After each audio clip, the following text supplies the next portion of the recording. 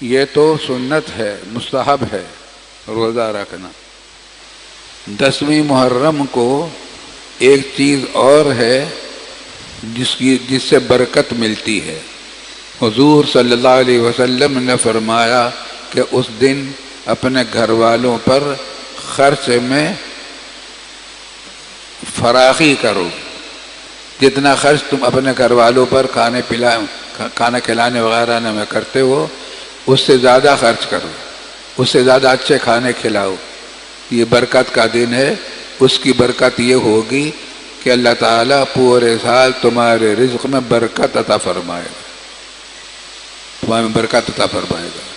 تو رمضان کے عاشورہ میں 2 کام کرنے کے ہیں، ایک مسنون ہے، مستحب ہے روزہ رکھنا، اور دوسرا اپنے گھر والوں کو اچھے کھانے، اچھے چیزیں دینا، کھانے وغیرہ پہننے کی چیزیں اچھی دے دینا برکت کے لیے، تو اللہ تعالیٰ برکت عطا فرمائے گا۔